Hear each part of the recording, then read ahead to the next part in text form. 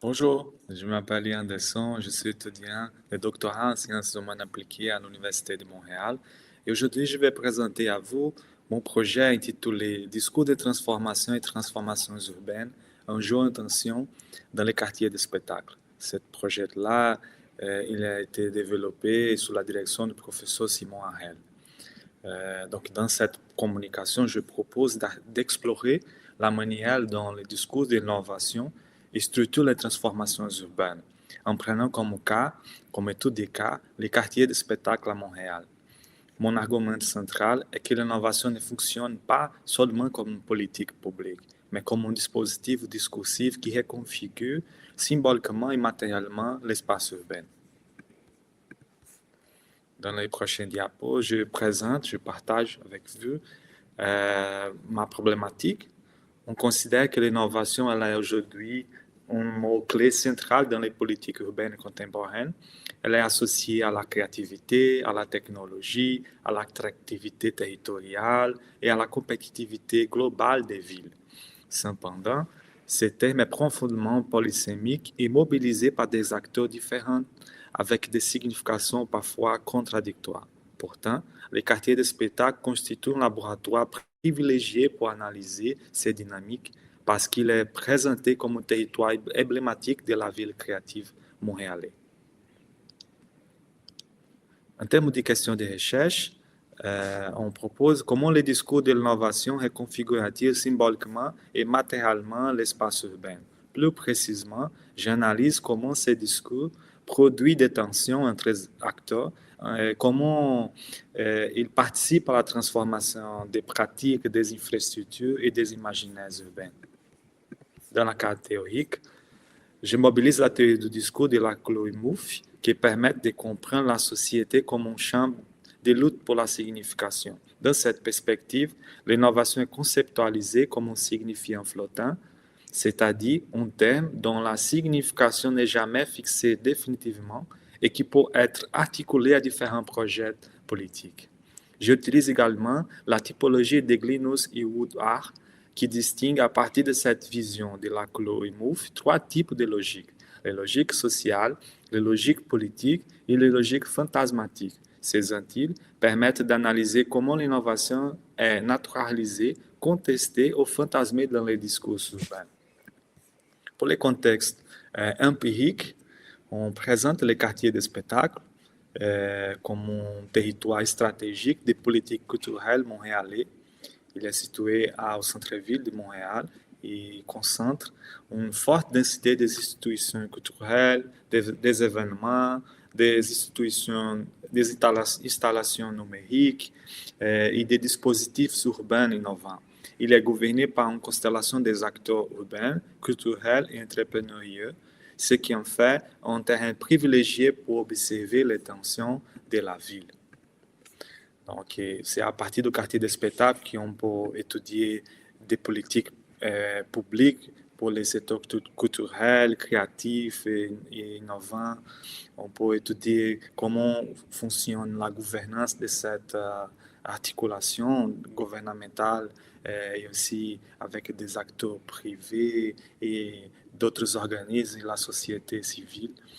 Et maintenant, on va parler sur notre méthodologie. Pour la méthodologie, on part d'une étude qualitative combinant trois techniques. Premièrement, on utilisait des entretiens semi-directifs avec des acteurs institutionnels, culturels et entrepreneuriaux. Deuxièmement, une analyse documentaire des politiques urbaines, rapports institutionnels et projets d'aménagement. Troisièmement, une observation ethnographique in situ lors des événements et d'installations culturelles. Cette triangulation, d'après nous, elle permet d'analyser les discours, les pratiques, les matérialités urbaines. En termes de résultats, on a trouvé trois résultats initiaux pour cette recherche. C'est une recherche qu'on est en train de développer pour mes études doctorales. Le premier résultat qu'on on avait observé, c'est de voir l'innovation comme un signifiant flottant. Les résultats préliminaires, ils montrent que l'innovation fonctionne comme un signifiant flottant parce qu'elle est associée à la culture, la technologie, l'attractivité économique, la gouvernance urbaine. Chaque acteur il va mobiliser l'innovation pour légitimer des projets différents, ce qui produit une espèce de pluralité de significations concurrentes. Le deuxième résultat qu'on avait observé autour des discours, des conflits discursifs. Cette pluralité génère des conflits discursifs. Cette généralité des discours des acteurs, des différents acteurs, elle peut être générée des conflits discursifs. Par exemple, les institutions publiques et les industries culturelles mobilisent l'innovation pour promouvoir l'attractivité et la compétitivité du territoire, tandis que certains résidents et acteurs communautaires questionnent ces transformations, notamment en lien avec des implications autour de la gentrification et l'appropriation symbolique de l'espace. Ainsi, le quartier il devient un espace de négociation et de lutte pour la définition de la ville. Pour les troisième résultat des reconfigurations urbaines, on a vu que l'innovation, que le discours de l'innovation a une espèce de performativité matérielle et symbolique, parce qu'il oriente des transformations matérielles comme les infrastructures culturelles et les dispositifs numériques, mais aussi des transformations symboliques comme les narratifs identitaires et les imaginaires urbains. Autrement dit, le discours ne décrit pas seulement la ville, il contribue à la produire. En termes des implications, on a vu que pour la gouvernance culturelle, il montre que l'innovation devient un principe normatif des régulations urbaines. Deuxième, pour les politiques urbaines, il invite à une lecture critique des paradigmes de la ville créative. Enfin, pour la formation professionnelle, il souligne l'importance des compétences discursives dans les territoires créatifs. En termes de contributions scientifiques, la recherche elle apporte trois contributions principales. La première, théorique, en articulant la théorie du discours avec les études urbaines. Le deuxième, empirique, en proposant une analyse approfondie du cas montréalais. Et le troisième, critique, en montrant que l'innovation fonctionne comme un discours hégémonique qui structure les transformations urbaines. Finalement, en termes de conclusions et perspectives, on a vu que l'innovation n'est pas un concept neutre. Elle constitue un dispositif discursif qui gouverne les transformations urbaines et structure les conflits descendant dans l'espace.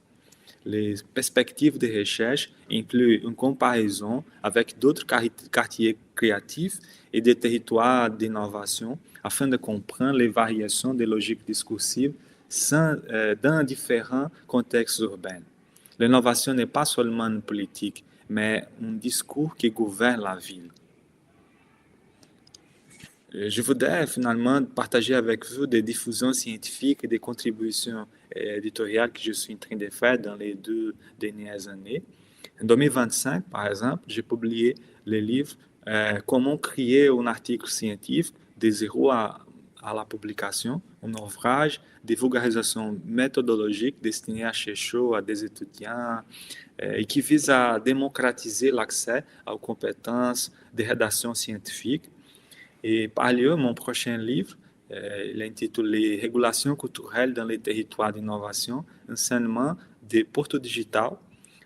On analyse de manière critique les régulations culturelles appliquées dans les cas des territoires d'innovation situés au Brésil, à partir du cas du porte digital, à la ville de Recife. Ces travaux dialoguent directement avec la présente recherche que j'ai présentée à vous, parce qu'on fait une discussion autour de la manière dont l'innovation elle est mobilisée comme cadre normatif, discursif et aussi institutionnel dans différents contextes urbains.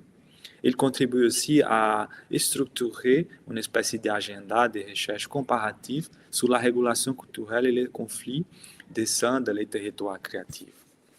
Merci pour votre attention et bon événement. À la prochaine.